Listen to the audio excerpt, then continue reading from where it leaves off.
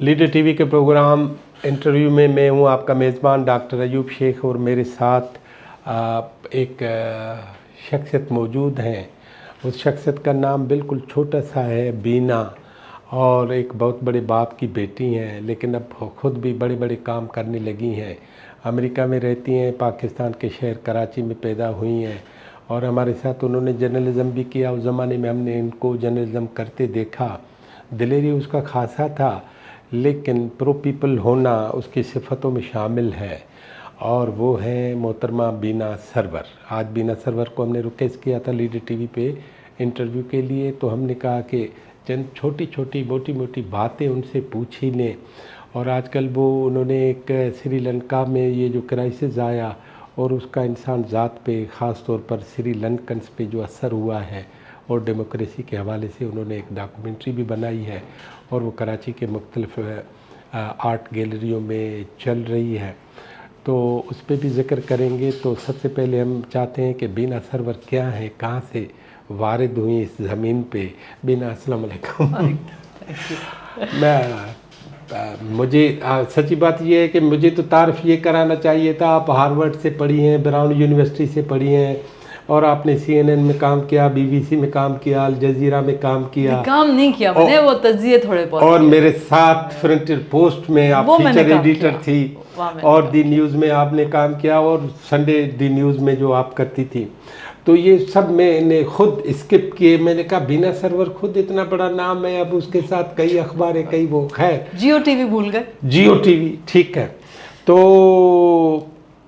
सबसे पहले मैं चाहूँगा कि आप अपने बारे में और ज़ाती तौर पर आपका जो पर्सनल अगर ग्राफ बनाया जाए तो वो अपनी पर्सनल उस पे आप बताएं कि आपके वालिदैन, दादा दादी, नाना नानी जो भी आपने देखे हैं और उनके असरात क्या हैं आप पे, वो प्लीज़ बताएं। ये भी बहुत खूबसूरत सवाल है, क्योंकि जो मेरे दादा दादी नाना नानी थे तो उनके जो वैल्यूज़ थे, तो हालांकि वो बहुत मज़हबी लोग थे और बहुत अक़ीदा उनका था वो, और हम लोगों की तरह नहीं जिस तरह से हम लोग लफंडरबाजी करते रहते हैं, मगर ये कि वो इंसानियत पे जो यकीन था ना उनका, और जिस तरह से उन्होंने हमें तरबियत दी, जिस तरह कभी किसी से पूछा नहीं कि तुम्हारा मज़हब क्या है, तुम नमाज़ पढ़ते हो या नहीं पढ़ते हो, रोज़ा रखते हो या नहीं रखते हो। मतलब ये एक ज़ाती चीज़ होती है इंसान की, तो और उसमें किसी और को हक़ नहीं है पूछने का। तो हमारे जो दादा दादी नाना नानी से तो हमने एक तो ये बात सीखी, ये देखकर कि वो ख़ुद कितने मज़हबी और कितने मतलब कि यकीन रखने वाले पक्के मुसलमान, लेकिन उन्होंने कभी किसी पर ज़बरदस्ती नहीं की। तो ये इस्लाम का मेरा ख़्याल है एक बुनियादी वो है नुक्ता जो कि लोग भूल गए हैं। तो अभी आपके दादा दादी क्या थे, नाम बताएं। मेरी दादी का नाम था ताहिरा, मेरे दादा का नाम था अब्दुल हलीम। तो हम जब छोटे थे हमें बड़ा मज़ा आता था, उनका नाम हलीम है। अच्छा। लेकिन अब्बा का नाम मोहम्मद सरवर था, उनके भाई का नाम मोहम्मद अख्तर था, और ताया मेरे जो थे, जो कि मेरी पैदाइश से पहले फ़ौत हो गए थे, और वो बड़ी छोटी उम्र में बहुत बड़े सहाफ़ी हो गए थे, इंडिया से आए थे, वहाँ पे स्टूडेंट लीडर भी थे। तो वो कराची प्रेस क्लब के बानियों में से थे और Pakistan federal union of journalist के बानी थे। तो वो क्या नाम है? मोहम्मद अख्तर। मोहम्मद अख्तर, ठीक है। वो स्पोर्ट्स जर्नलिस्ट की तरह से उन्होंने शुरू किया था अपना। और मेरे मामू जो थे जवार हसन, वो भी इंडिया से आए थे, उसी इलाके से, प्रतापगढ़ इलाहाबाद। उन्होंने भी स्पोर्ट्स जर्नलिज़म से शुरू किया था अपना जर्नलिज़म। तो उनकी और मेरे ताया की दोस्ती की वजह से मेरे जो वालिदैन हैं उनकी मुलाकात हुई ताया के जाने के बाद। और ताया के जो थे वो डॉन में भी थे, और वो आई थिंक मॉर्निंग न्यूज़ में भी रह चुके थे, मामू भी। और वो जब वो I think associated press of Pakistan के मेरे ताया जो थे वो पोस्टेड थे लाहौर में कुछ अरसे। उन्होंने शादी कभी नहीं की थी, तो वहाँ पे उनकी मुलाकातें लाहौर में, उनकी जो ये सारे जो थे ना पूरे पाकिस्तान के प्रोग्रेसिव लोग जो थे ना, ये सब इनका एक जैसे जब सब एक दूसरे को जानते थे, तो इनकी फैज़ साहब से भी जान पहचान थी, और हमीद अख्तर साहब से भी, और इस तरह से। तो ये सब एक प्रोग्रेसिव दायरा था इनका, जो कि अभी तक है, चल रहा है। उनके मतलब कि उन्होंने जिन लोगों को इंस्पायर किया, और उनके जो फैमिलीज़ हैं, और मतलब कि एक یہ روشن خیالی کی بنیادی اساس جو ہے، مطلب ایک پہلا محرک کون ہوگا ننیال میں، ددیال میں؟ اس زمانے میں جب یہ جوانی پکڑ رہے تھے، جوان ہو رہے تھے، یہ تایا، ماموں، ابا وغیرہ، تو اس زمانے میں ایک پوری روشن خیالی کی لہر پوری دنیا میں پھیلی ہوئی تھی، رائٹ، 1940s 50s میں پوری دنیا میں پھیلی ہوئی تھی، اور ایک پروگریسو خیال، روشن خیالی کا وہ تھا۔ اچھا، اس کی بنیادی چیز کیا ہے؟ اس کی بنیادی چیز ہے انسانی ڈگنیٹی، آپ کے انسان کو آپ کس طرح سے آپ ایک دوسرے انسان کو آپ انسان سمجھیں اور اس سے انسان کی طرح آپ برتاؤ کریں، آپ فرقہ واریت نہ کریں کسی طرح کی بھی، کہ چاہے وہ مذہب کے حوالے سے ہو یا کسی فرقے کے حوالے سے یا جنس کے حوالے سے یا زبان کے حوالے سے، لسانیتی ہے وہ سب، اس سب سے یہ لوگ بالا تر تھے۔ تو وہ ساری چیز، تو اس طرح سے جیسے امی جو ہیں وہ میری شیعہ خاندان سے، اہل تشیع خاندان سے ہیں، سید فیملی اپنے آپ کو کہلاتے ہیں، تو میرے ماموں نے بہت جلدی وہ سید کا ڈراپ کر دیا تھا، کیونکہ انہوں نے کہا کہ اس سے ایک فرق پیدا ہوتا ہے۔ اور ابا جو تھے ان کی شیخ تھا، مطلب کہ وہ پرانے قدیم زمانے میں ان کی فیملی ہندو رہی ہوگی، جو کنورٹ ہوئے ہوں گے، تو انہوں نے کبھی اس بات پہ کیا کہتے ہیں، ان کو امبیرسمنٹ نہیں تھا کہ ہماری فیملی کنورٹ تھی۔ ویسے ہم یہ اندازہ لگا سکتے ہیں کہ ورلڈ وار 2 کے بعد انسانوں کی اہمیت کا اندازہ پوری دنیا میں بڑھا ہوگا؟ میرا خیال ہے کہ یہ آہستہ آہستہ ایک ایولیوشن انسان کا ہوتا ہے، اور لیکن یہ خیالات تو ہمیشہ تھے، کیونکہ آپ کے سارے مذاہب میں ہے کہ انسان برابر ہے، ٹھیک ہے نا؟ کچھ مذاہب میں نہیں ہے ایسا، لیکن جو کتاب اہل کتاب مذہب جو ہیں، تو ان میں تو یہی ہے کہ انسان برابر ہے، بنیادی چیز یہ ہے، چاہے آپ اس پہ یقین، چاہے آپ مذہبی طور کے آپ کے ہوں نہ ہوں، لیکن یہ ایک بنیادی چیز ہے، اور یہ ایک چیز ہے جو کہ تھرو آؤٹ دی ایجز یہ آپ دیکھتے آئے ہیں کہ یہ ایک رجحان ہے جو کہ بڑھتا جا رہا ہے۔ اب ہم دیکھتے ہیں آج کل کے بچے، آج کل کے نوجوان، ان میں کتنا زیادہ شعور ہے اس بات کا۔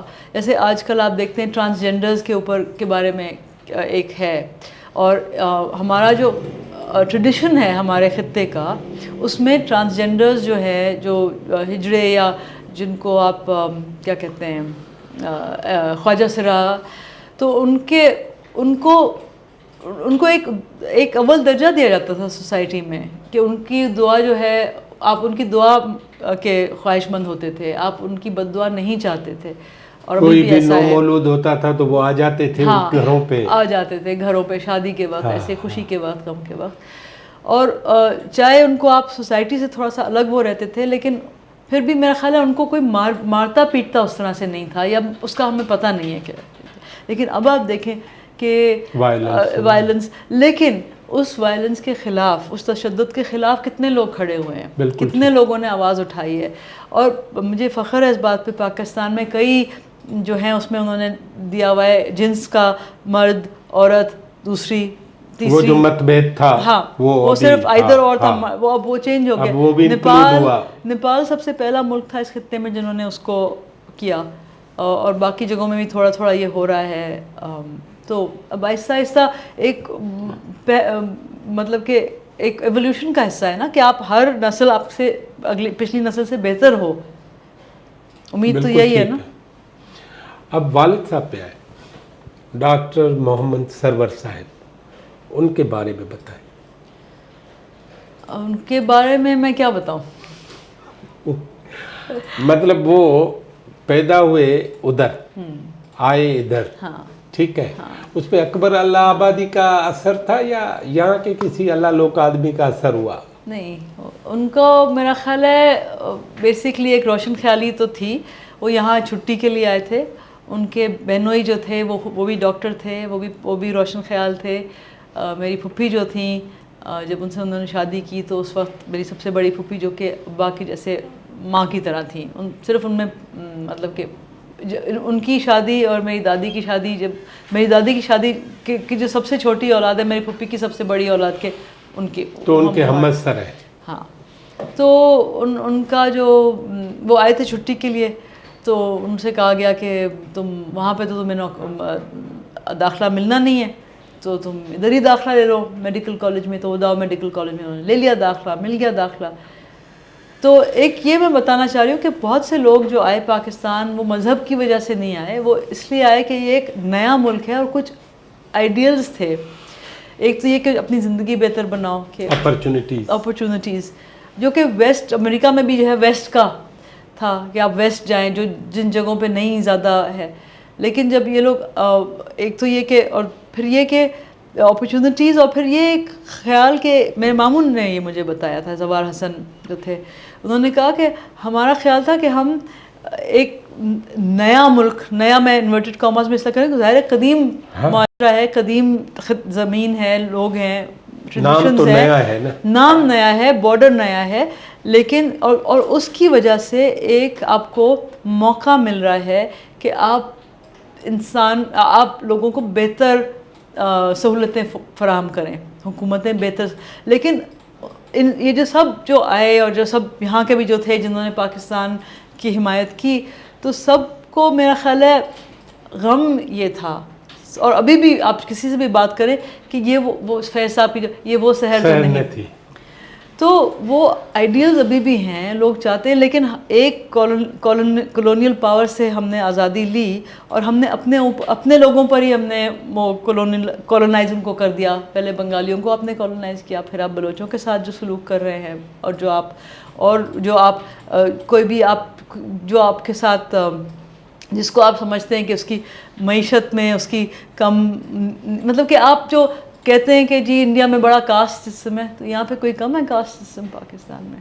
تو آپ انسان کو برابری نہیں دے رہے ہیں, آپ انسان کو اس کی ڈگنیٹی نہیں دے رہے ہیں آپ. اور لیکن میں پھر وہی کہوں گی کہ لوگوں میں وہ شعور ہے, لوگوں میں وہ رجحان ہے, اور لوگ جو ہے اسی کے میرا خیال ہے, اور جو عمران خان کے لیے جو ایک لہر دوڑی تھی وہ ایک امید پر تھی. وہ چاہے ہمارے جو بھی اختلافات ہوں ان کی سیاست کے ساتھ, لیکن وہ ایک امید پر انہوں نے. اور پھر کئی لوگ تھے جو کہ سیاست میں جن کا کبھی جسی لینا دینا نہیں تھا, وہ آئے کیونکہ وہ تنگ آ گئے تھے اس سسٹم سے جو جاری تھا اور ہے اور جو ہے. لیکن ان کو یہ بات سمجھ میں نہیں آئی, اور اب بھی شاید نہیں سمجھ میں آئی. وہ کہتے ہیں کہ جی بڑی زیادتی ہو رہی ہے ہمارے ساتھ, ہماری پارٹی کے ساتھ, جو کہ ہو رہی ہے, اور ہم ان کے ساتھ اس حوالے سے کھڑے ہیں کہ زیادتی نہیں ہونی چاہیے اور غیر قانونی اقدام نہیں لینے چاہیے کسی کے خلاف. لیکن یہ ہر دور میں ہوئے ہیں, سیاسی دباؤ ہر دور میں ہوا ہے, سیاست کی بنا پر کیسز ہر پارٹی پر ہوئے ہیں. تو آپ اگر یہ غلط ہے تو وہ بھی غلط تھا, لیکن یہ اس کو تسلیم کرنے کے لیے تیار نہیں ہے کہ جو پہلے ہوا وہ غلط تھا. وہ کہتے ہیں جی ہمارے ساتھ جو ہے وہ زیادتی ہے, جو کہ ہم کہتے ہیں ہے, لیکن وہ یہ ابھی بھی تسلیم کرنے کو تیار نہیں ہے کہ جو پہلے بھی ہوا وہ بھی زیادتی تھی.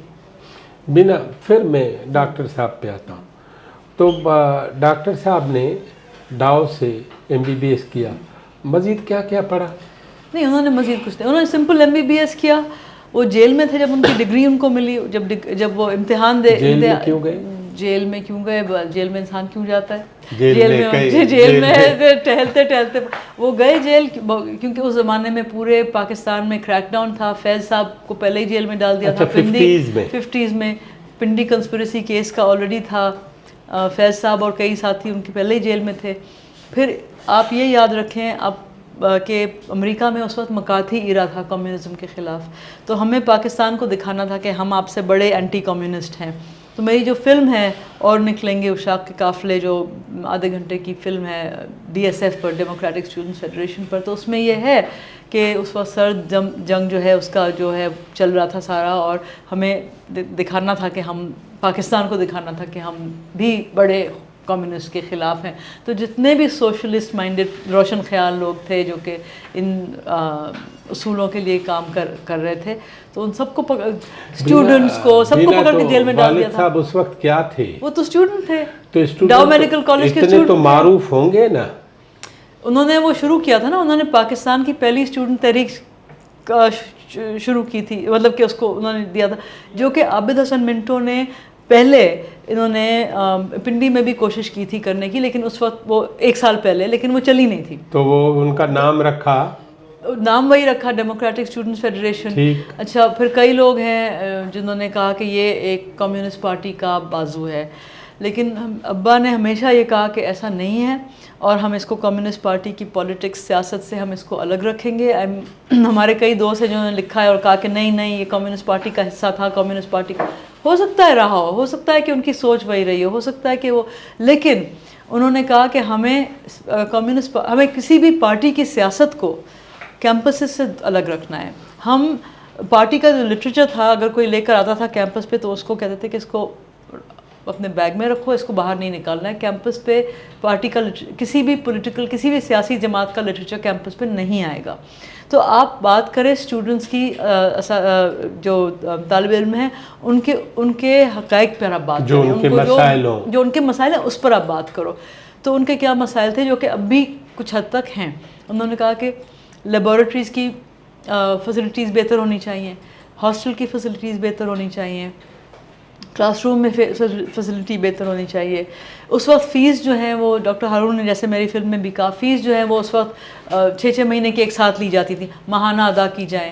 پھر یہ انہوں نے کہا کہ کراچی یونیورسٹی کا الگ کیمپس ہونا چاہیے, نہیں تھا اس وقت 2 بنگلوں میں تھا کراچی یونیورسٹی. تو ان کی مہم کی وجہ سے کراچی یونیورسٹی کا کیمپس بنا اور وہ شہر کے کافی دور بنا. اور پھر عارف حسن کا یہ کہنا ہے کہ کراچی کے ان کے اسٹوڈنٹس کی مہم کی وجہ سے جو نیا کیپٹل وہ بنا رہے تھے, نیا اس میں انہوں نے کراچی کے بجائے پھر اسلام آباد میں شہر سے دور رکھا کہ یہ جو نوجوان ہیں یہ بہت تنگ کرتے ہیں, ان سے دور کرو. تو اسلام آباد بھی ایک طرح سے اس اسٹوڈنٹ مہم کی وجہ سے بنا. ایوب خان نے جو تو انہوں نے ان کے کچھ اصول تھے اس وقت یہ اس کے کہ آپ ایک کئی لوگوں کو آپ براڈ بیسڈ ایجنڈا جو ہے آپ ایک منیمم کامن ایجنڈا آپ کئی لوگوں کو مختلف آئیڈیالوجی سے اکٹھے کرو. تو ہم بھی وہی کرنے کی کوشش کر رہے ہیں امن کے حوالے سے.